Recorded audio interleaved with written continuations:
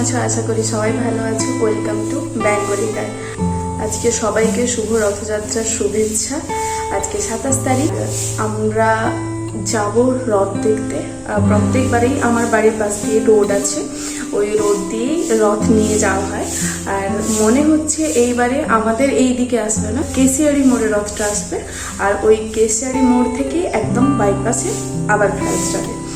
তো এখন আমাদের এই রাস্তা দিয়ে যাবে না, আর আমাদেরকে রথ দেখতে হলে যেতে হবে কেশিয়ারি মোড়। রথ দেখতে যাব। আমি পরবো এই কুর্তিটা আমি একবার পরেছিলাম, তারপরে হচ্ছে আলমারিতে রেখে দিয়েছিলাম। এই কুর্তিটা পরবো আর এই স্ল্যাক্সটা। আমি রেডি হয়ে গেছি। কেশিয়ারি মোড়ে গিয়ে দেখতে হবে যে রথ এসছে কিনা। আমার তো মনে হচ্ছে রথ চলে এসছে, হয়তো আমি যতক্ষণে কেশিয়ারি মোড় গিয়ে পৌঁছবো ততক্ষণে রথ আবার বাড়ি ফেরত চলে যাবে। দেখা যাক, রথ না দেখলেও আজকে আমি একটা গাছ কিনবো, আর মায়ের কিছু ওষুধপত্র আছে সেগুলো কিনতে হবে। আর আমার লুক আজকের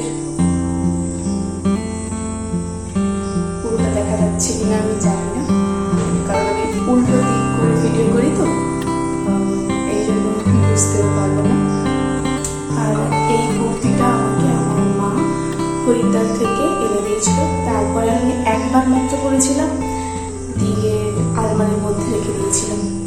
চলো, এই যে একদম আমার বাড়ির কাছেই রোড, এই রোড দিয়েই রথ যেত কেশিয়ারি মোড় পর্যন্ত।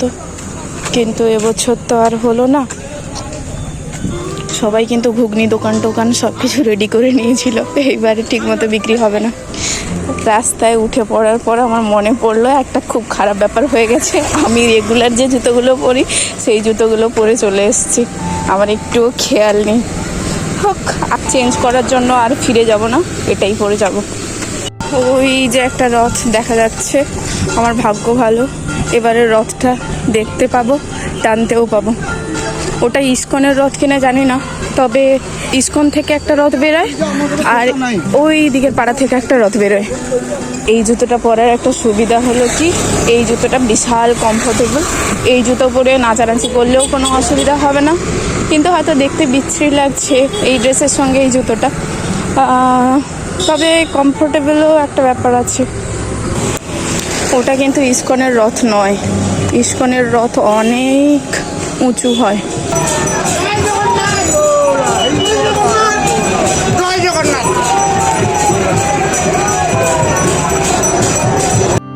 প্রথম রথটা দেখেছি নান্দনিক ক্লাবের কাছে। নান্দনিক ক্লাবের বিপরীত দিকে একটা পাড়া আছে, ওই পাড়া থেকে এই রথটা বের হয়, দিয়ে ওখান থেকে বাস স্ট্যান্ড পর্যন্ত যায়, আবার বাস স্ট্যান্ড থেকে ফিরে আসে।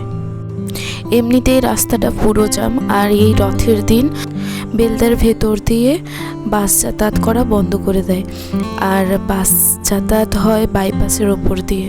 আমিও তো সেই কেশিয়ারি মোড়ের দিকে যাচ্ছি, তাই জন্য রথের দড়ি ধরে কিছুটা টেনে নিয়ে গেলাম। তারপর আমাকে একজন প্রসাদ দিল, প্রসাদ খেয়ে আমি প্রথমেই চলে এলাম মেডিকেলে। কয়েকটা ওষুধ নেওয়ার ছিল, ওটা নিয়ে নিলাম। তারপরে আমি গেছিলাম গাছ নেওয়ার জন্য। 2-3 দিন ধরে আমি দেখতে পাচ্ছি রজনীগন্ধার চারা নিয়ে অনেকগুলো দোকানে বসছে, তার মধ্যে একটা দোকান থেকে আমি একটা রজনীগন্ধার চারা কিনেছি, তাতে অল্প কুড়ি এসছে। তারপরে আর একটা রথ দেখতে পেয়ে গেছি, ওই রথটা পুরোটাই কিন্তু পদ্ম ফুল দিয়ে সাজানো ছিল।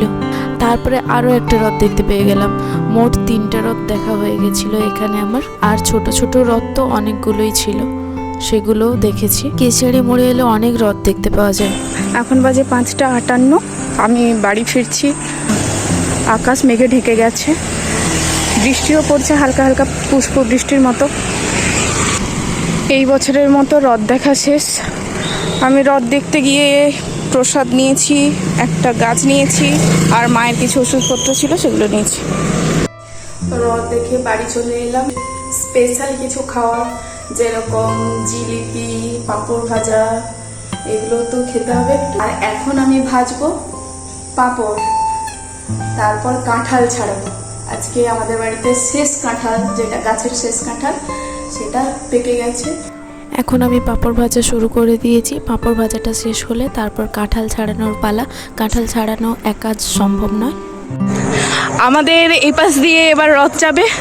এখন বাজে 6:47 আর রথ চলে এসছে ইস্কনের রথ। ওইখানে আছে রথটা, ওই যে।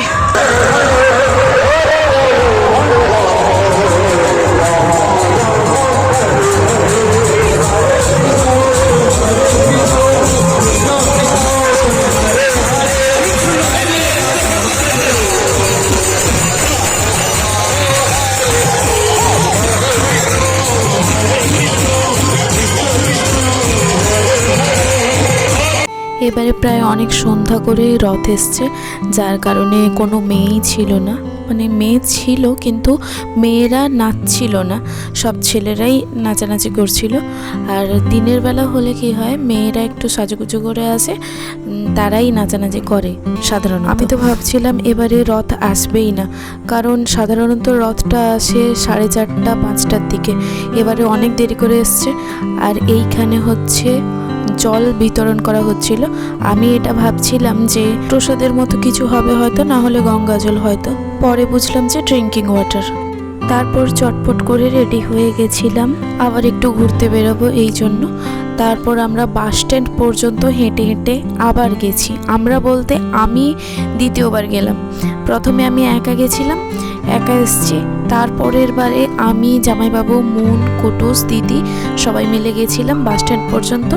এই যে লাইনটা দেখা যাচ্ছে এটা আসলে জিলিপি নেওয়ার লাইন। এখানে একটা দোকান আছে, ওই দোকানের জিলিপি খুবই ফেমাস। আর ওই জিলিপি নেওয়ার জন্য সবাই লাইন দিয়ে দাঁড়িয়ে থাকে। আর আমার বাড়িতে সকালেই জিলিপি নিয়ে চলে এসেছিল, তাই কোনো ঝামেলাই ছিল না। কিরকম কামড়াবে বলতো? এরকম ধরবে, দিয়ে খপাচ করে কামড়ে দেবে। ও আচ্ছা আচ্ছা, এটা সত্যি সত্যি নয়, মিছি মিছি। কুকুরটা বেরিয়ে চলে আসে, কুকুরটা।